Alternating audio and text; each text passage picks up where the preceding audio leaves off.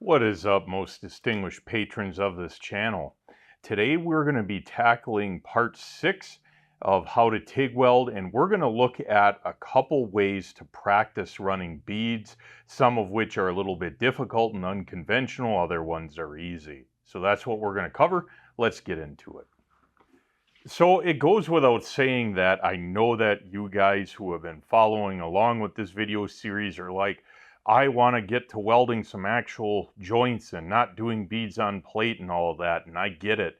And that's one of the things that you're going to have to just develop a taste for, and that is patience.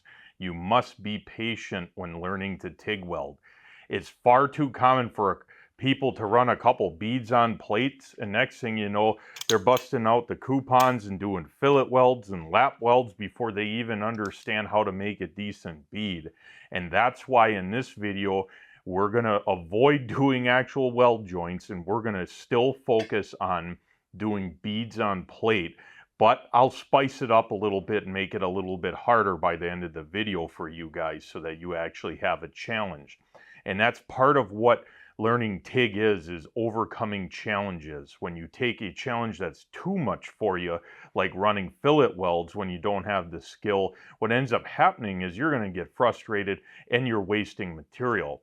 And I don't know if you've priced out steel lately, but even for coupons like this, you know, this adds up when you're burning these up and putting down poor welds because you haven't mastered the simple, basic, flat bead on plate per se. So it's important that you master, or at least get very good at flat plate welds. And that's why we're going to be covering that in this video in depth a little bit. And I'm going to give you challenges to do. Now, my goal with this video is to get you guys comfortable and proficient at running beads on plate in a flat position, and maybe horizontal if you feel like taking a challenge up upon yourself.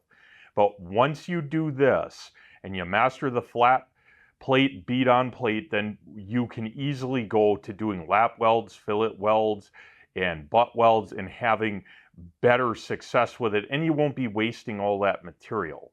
So there's 3 exercises that I want you to do as part of this video. So the first task that I have for you guys is to take a simple coupon like this, just a clean piece of metal, preferably between 1/8 and 1/4, so somewhere between 3 mil and, I don't know, somewhere around 6.5 mil, in that ballpark. And we are going to do beads on plate, starting at whatever side you want, doesn't really matter, and filling this whole thing up end to end with beads. Now, if you find that you can't hold a straight line, or you're kind of weeble wobbling all over the place and this small of a coupon isn't going to work too well for you, well, guess what? Start with a bigger piece of plate like what I got here, and then come back to this. But this is what you need to do. So I'm going to get set up and I'm going to weld this, and you're going to watch me do it. So this video is slowed down about 30% speed, maybe a little bit slower. But I started on the edge, I let the puddle get to the appropriate size, and by appropriate size I mean about the width of what a normal TIG weld would be, which is about double to 3 times the filler rod diameter. So anyways, I start welding, and as you notice, that plate edge is getting mighty hot, and that's typical when you weld near an edge. If I was halfway down that plate, you wouldn't see it glowing like that. And that's something you want to be careful of. Anytime you're welding near an edge, or the end of a weld is on an edge, you're going to have to reduce the amperage in order to keep welding and not melt through. Now keep in mind, I'm running a fixed amperage here of about 110 or 120 amps. I just went full pedal, as should you. You don't want to be introducing pedal control at the start when you're trying to learn to run beads, because it's just one more variable that you have to teach yourself. It's far better to be able to run a decent bead first, then use the foot pedal. So do like I did and just go full pedal, or if you're using scratch or lift start, you don't have a choice. So anyways, I start, let the puddle get to about 2 to 3 times the diameter of the filler rod, and then I start adding filler to it. You don't want to add that rod before the puddle is big and hot, otherwise the rod will stick and you'll probably dip your tungsten. That's not good.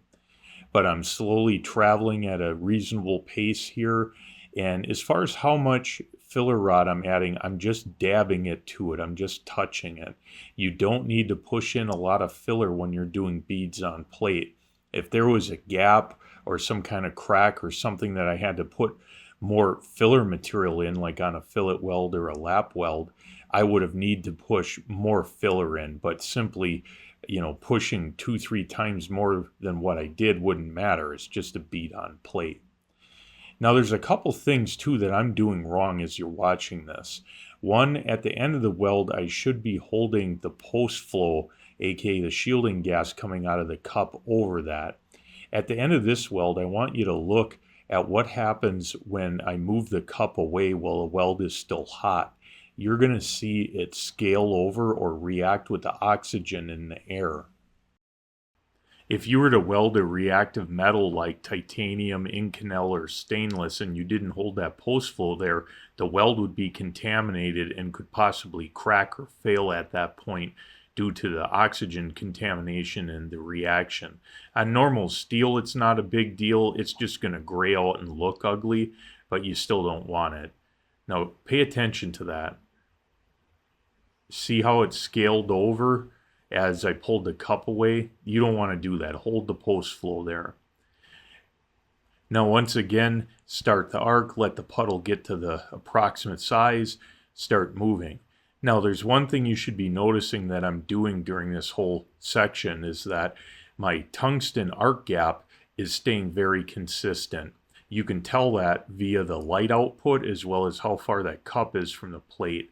It's staying very consistent, very smooth. You must do this to get decent looking welds. Now let's go and look at this in real time.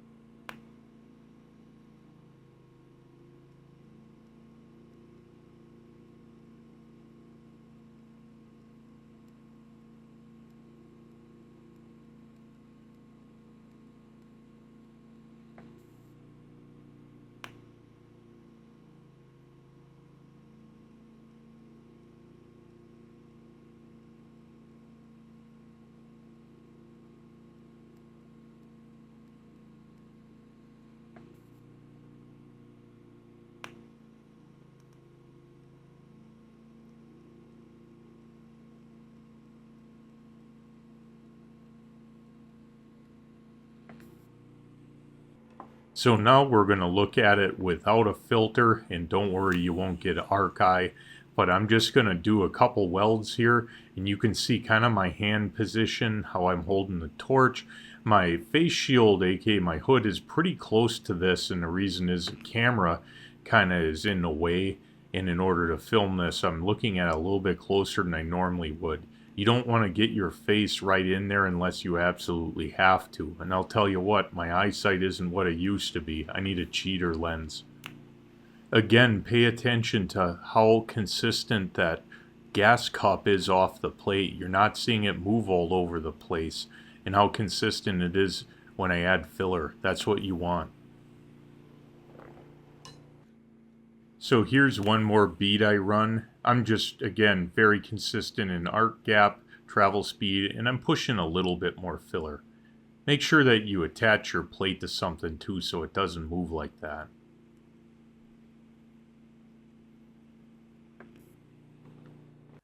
Alright guys, so you did your first test weld plate and you have something that looks like this, hopefully, and I'll put a picture of this up right now.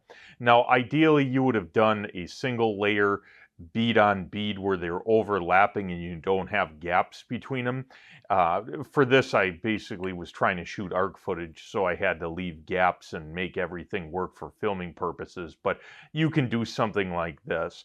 The main key things you're looking for: straight welds, equal in width, in height, and not nipping off the edge of the plate and not having cold starts. So basically a wetted out, decent looking TIG weld. And once you can do a whole plate like this, that looks better than what I did, since what I did isn't that great, then you're ready to move on to the next exercise. So now let's talk about the second exercise that you need to do.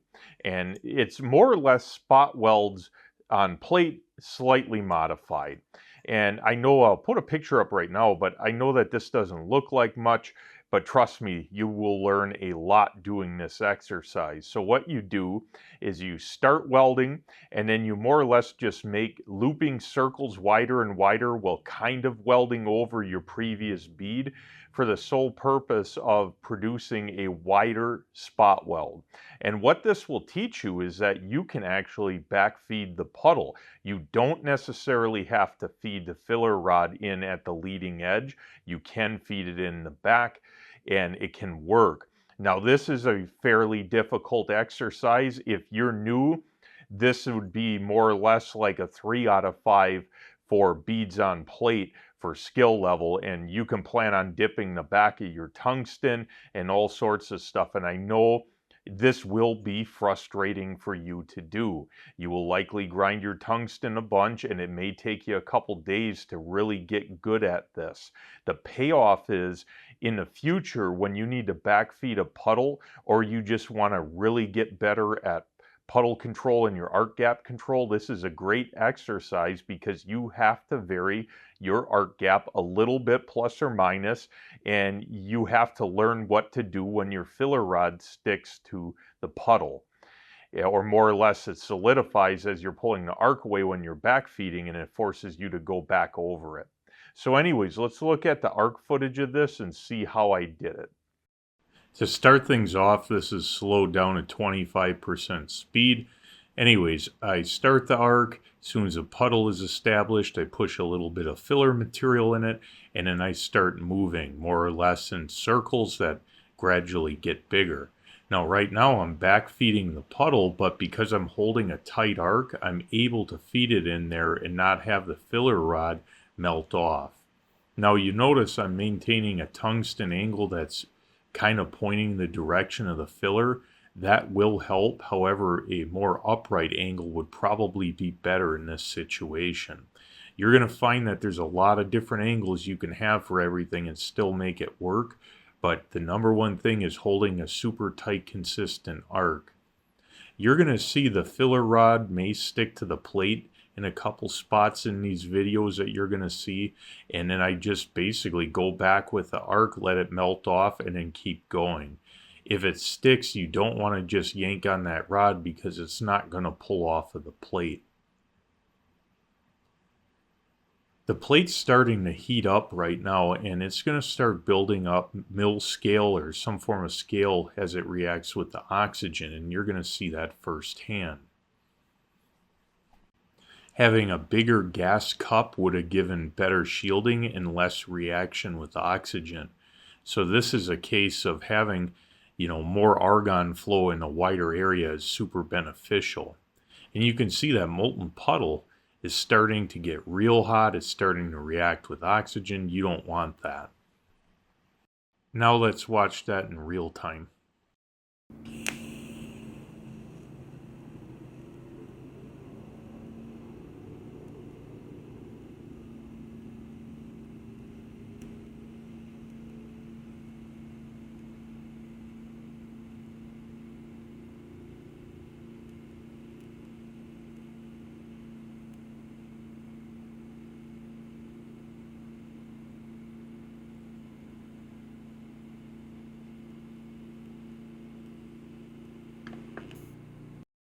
So now let's watch another one slowed down.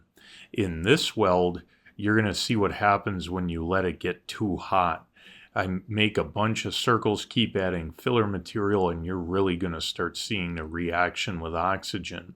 Now again, had I used a bigger gas cup with more flow, a lot of that wouldn't have happened.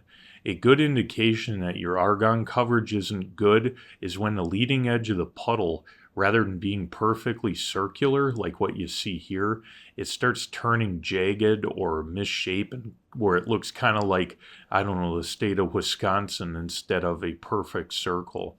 So you want to be careful with adding too much heat too fast. Now it's inevitable that you're going to have to weld at high enough amperage on something that the puddle may react with oxygen, and in those cases you really need to have a bigger gas cup, and using a number 6 or a number 7 might not cut it, especially with reactive metals like stainless and titanium. Those do not handle oxidization very well. You can already see how big that molten puddle is where it's trailing behind the direction I'm traveling. That's not a good sign. Now again, when you're doing spot welds like this or filling in a plug weld like there's a hole, you're going to have issues like this. I mean, it's inevitable that it's going to oxide, and you can just grind it down. You definitely don't want to weld back over the top of that once it cools, because you're going to get a really good spark show and probably risk having porosity, much like welding over mill scale is a big no-no with TIG. And you can see how long that super red orange area is. That's telling you that your heat input is far too high, and you can see all that mill scale starting to bubble. You're more or less literally creating mill scale on the top of that as it reacts with oxygen. All right, let's look at that in real time.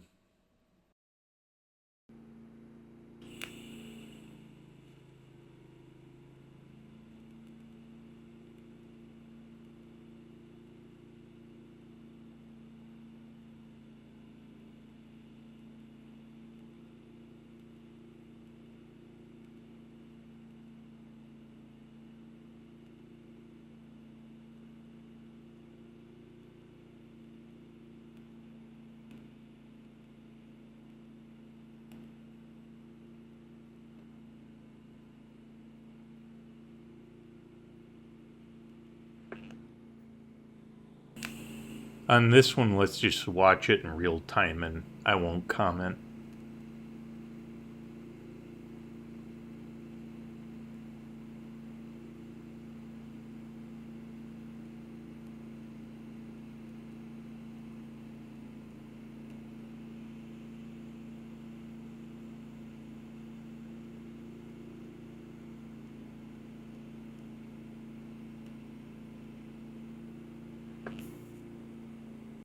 So you learn how to do spot welds that are progressively bigger, and it probably helped you dealing with your arc control and your movement and all of that.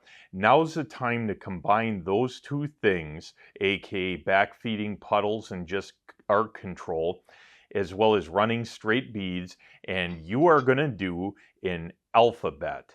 Now, what I have here is one that I already welded. All I did was I took a Sharpie, just wrote A, B, C, D, E, F, G, and then I took a little Dremel tool and just etched it enough to where I could see that mark rather than a Sharpie, because a Sharpie will burn off. But by etching it, you could use a scribe, you could use an angle grinder, you could use any number of things just to get a line to weld to.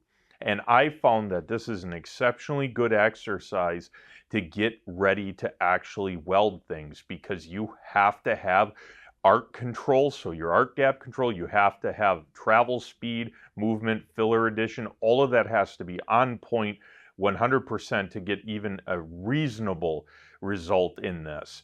And this is going to be by far more challenging. I mean, for me, I can tell that I'm rusty on doing stuff like that, which is exactly why I chose to do this, because I need to get my hands up to speed to do some TIG art, and I haven't done it in probably almost 6-7 months. So guess what? This is a great way to get your TIG filler hand and your torch hand all up to speed and kind of get a really good idea of where you're at. Now, I'm not going to joke and lie and say this is easy. It's not. It's a 5 out of 5 if you're a beginner. You will struggle with this. However, the payoff is you're going to learn that it's not as hard as you think to do shapes and do straight lines and curved lines. And my recommendation is to tackle this and don't move the plate. Put it in front of you. Whew, that's hot.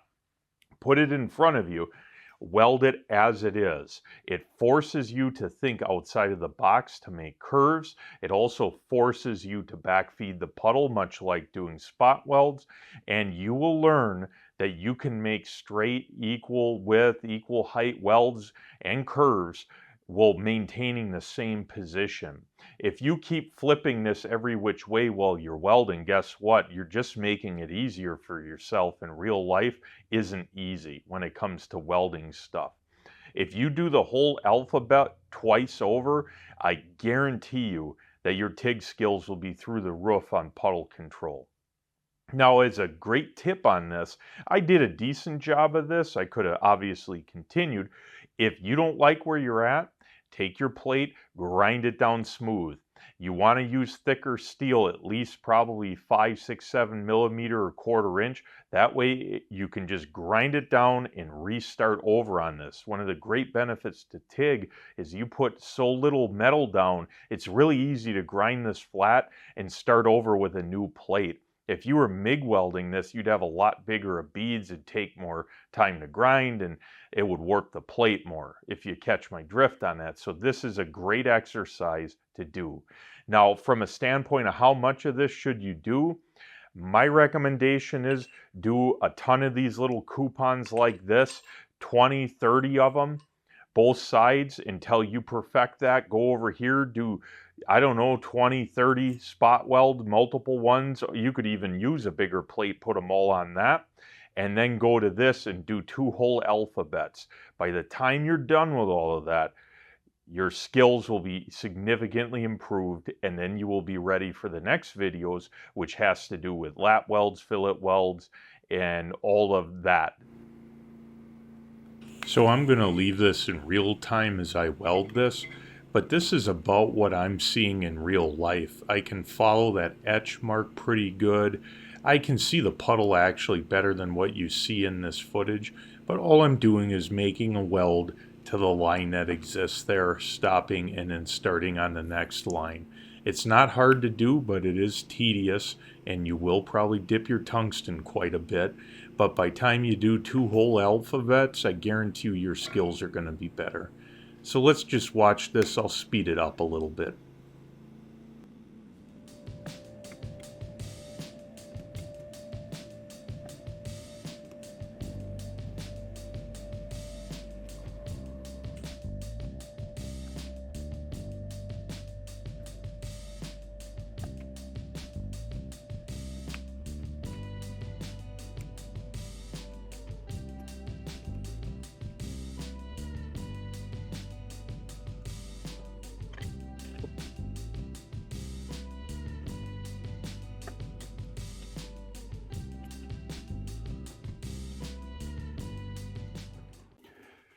So in conclusion, what did we learn today? Well, I learned that when you weld an alphabet on something, it's pretty frickin' hot and you burn your fingers, so don't be an idiot like me. But seriously though, we learned that puddle control, arc control, back feeding puddles, all of that are possible, and with practice, you can be as skilled or more skilled than I am. And the only difference between me and you is I have a few thousand, probably 10,000 hours of TIG welding under my belt, and you don't. You can be just like me and do a far better job. It just comes down to how bad do you want it and how much are you willing to practice. And I cannot stress enough, you will hear me say this so many times in these videos, there is no substitution for practice. And it's in your best interest to master the simplest out of everything. TIG is far from simple, okay? If you can master just running a flat, straight, equal width bead, even if it's this small, in the long run, it will tremendously help you. In welding school, when I was in it, I couldn't count how many people hadn't even mastered a simple little bead like this, and then they go on to welding fillet welds and lap welds and spend 5 weeks, 6 weeks screwing up, 50, 60 pieces, and they can't get a decent weld down. It's because they didn't master the simple basics. Master the basics first, and then everything else will become easier, if that makes sense. So with that said, thanks for sticking around for the video. I hope you guys learned something. Until next time.